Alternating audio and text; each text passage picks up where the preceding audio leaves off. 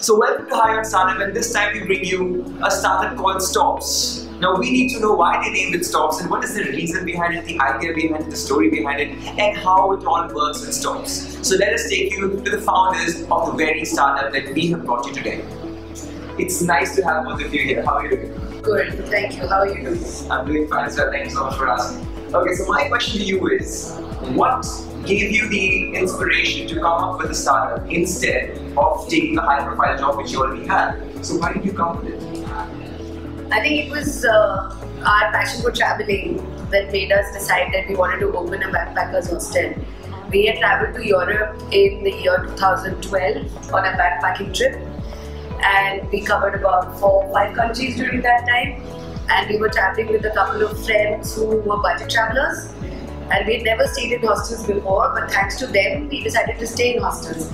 And we loved it so much that we came back home and said, India doesn't have this, and we really need to do it in India. Which is why we came up with our hostel chain, which is called Stops. Brilliant. So you're bringing solutions to the people who need help and also saving their money. That's great. But why the name Stops?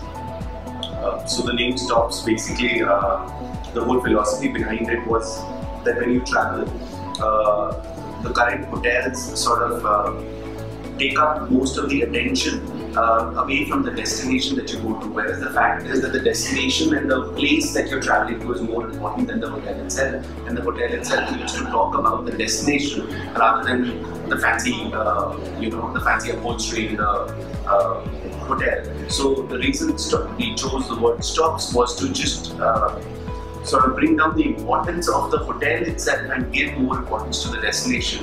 And the Stops comes from the word pit stop. So it's just a pit stop where you stay, and it's just a pit stop in that destination, but the destination is overall more important and the experience is more important than the hotel. Yeah. I think what is great is that you caught on the idea that people generally forget that when they're going to actually visit a place, they will be going there just to look around, not to stay the entire time in the hotel. So that's brilliant. So now my question to you is, as you came in this business line, did you face any specific issue that you would want to tell people that this was something very basic and that created a lot of trouble? I don't see anything that has created really a big ruckus as such. But I think the biggest challenge that we have learned, or the biggest lesson that we have learned doing this business, is that businesses are built on top of people and the team that you choose. And the most important or the most crucial challenge in building a business and whatever direction your business takes is how do you mentor and train your people, and what spirit do you inculcate in the people in that particular company, and that's exactly what decides the fate of the company.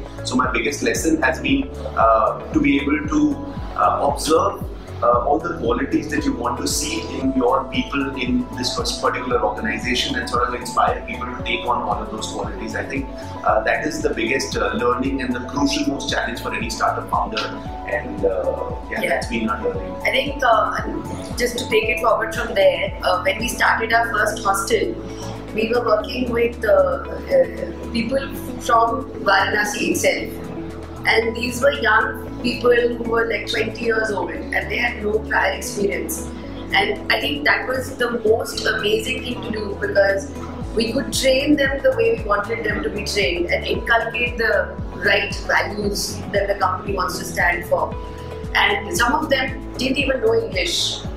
But I think because we groomed them in a certain manner, they become a part of the family, and we can completely rely on them today. I think that was the biggest challenge, and we were very clear about it from the beginning that we'll always take local talent, train it, even if it means language training, and then grow them in this startup, which is anyways a fast-growing organization. To be in any startup grows really fast as compared to a regular company.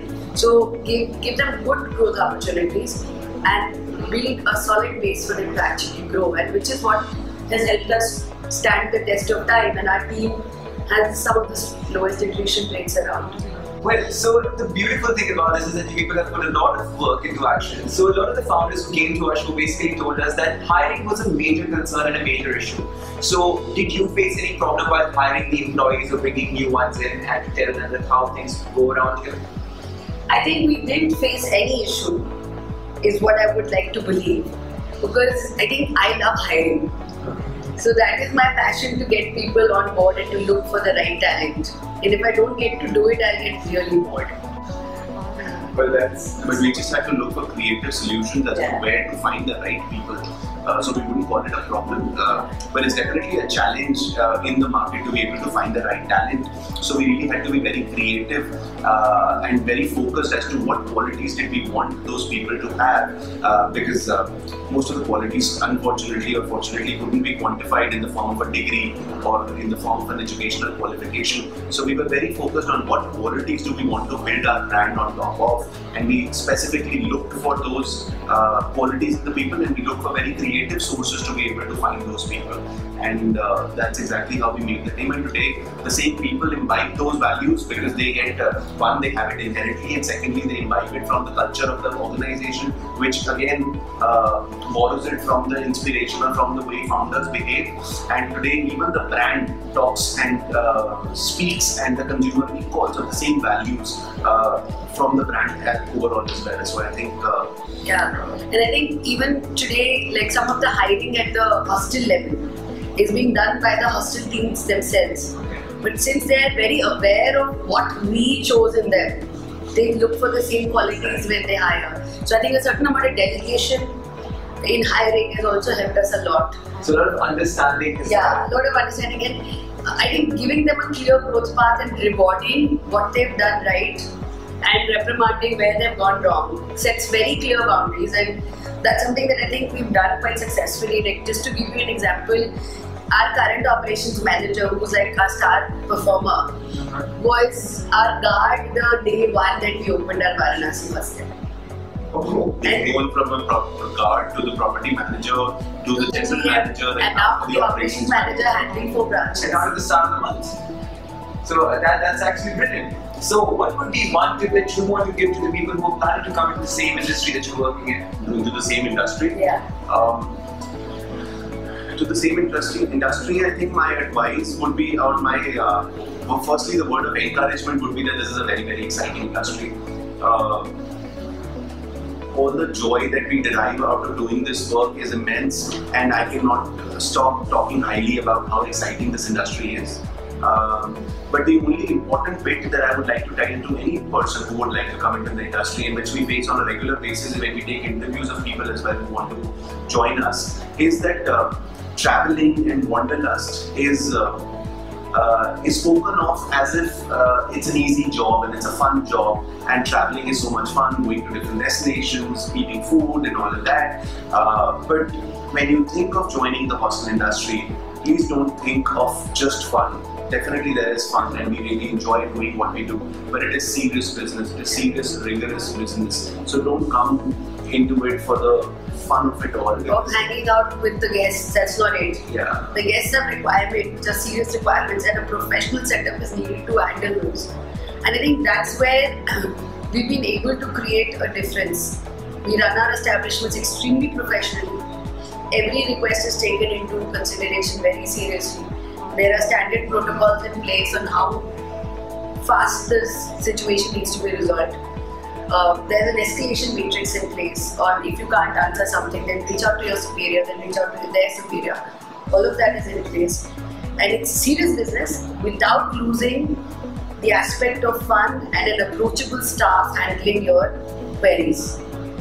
And people who are like-minded and same age as you. So that's important, but at the same time, we never let them relax and feel like it's a holiday.